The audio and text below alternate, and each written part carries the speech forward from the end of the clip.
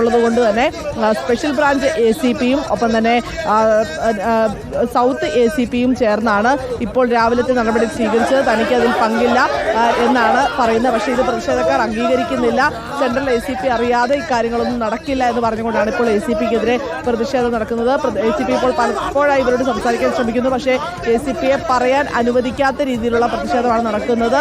രാവിലെ വന്ന ACP പ്രതിഷേധക്കാരോട് തട്ടിക്കയറി എന്നും മാറി നിൽക്കാൻ ആവശ്യപ്പെട്ടുവെന്നും ഫോൺ പിടിച്ചു വാങ്ങിയെന്നുമൊക്കെയാണ് പ്രതിഷേധക്കാർ പറയുന്നത്. ഇക്കാര്യമാണ് ഇപ്പോൾ ACPയുമായി സംസാരിക്കുകയും ചെയ്യുന്നത്. ഈ പൂരിയെയും ഒപ്പം തന്നെ പള്ളികളിലെ 4 വൈദികരെയും സസ്പെൻഡ് ചെയ്തതിന് പിന്നാലെ തുടങ്ങിയ പ്രതിഷേധമാണ് ഇപ്പോൾ തെരുവിലേക്ക് എത്തിയിരിക്കുന്നത്. വലിയ രീതിയിലുള്ള ഒരു പ്രതിഷേധം സെന്റ് മേരീസ് ബസലിക്കയിൽ നടക്കുകയാണ്. 21 വൈദികർ പള്ളി കോമ്പൗണ്ടിനകത്ത് കുത്തിയിരുന്ന് പ്രതിഷേധിക്കുന്നു. വൈദികരെ അനുകൂലിക്കുന്ന വിശ്വാസികളായ വിമത വിശ്വാസികളായ 100ഓളം പേർ ഇപ്പോൾ പള്ളിയുടെ പുറത്ത് ഈ റോഡിൽ പ്രതിഷേധിക്കുകയാണ്. പോലീസും ഇവിടെയുണ്ട്. പോലീസിനെതിരെയും വലിയ രീതിയിലുള്ള പ്രതിഷേധവുമായാണ് ഇപ്പോൾ എത്തിയിരിക്കുന്നത്.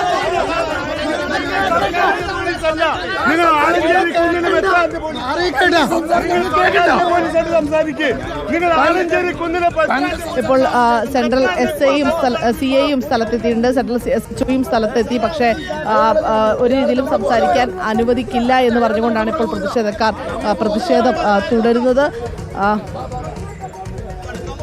പോലീസും ഈ വൈദികരുടെ സമരം അകത്ത് തുടരുകയാണ്. 21 വൈദികരാണ് അകത്ത് നിൽക്കുന്നത്. ഇപ്പോൾ ACPയും ഒപ്പം തന്നെ CIയും പ്രതിഷേധക്കാർ സംസാരിക്കുന്നതിൽ നിന്ന് പിൻവാങ്ങിയിട്ടുണ്ട്. ഇപ്പോൾ ഇവർ അകത്തേക്ക് വൈദികരുമായി സംസാരിക്കുകയാണ്. വൈദികർ ഇപ്പോഴും പള്ളി കോമ്പൗണ്ടിനുള്ളിൽ തന്നെയുണ്ട്. പോലീസ് അറസ്റ്റ് നടപടികളിലേക്ക് കടക്കുമോ സൈഫുനിസ?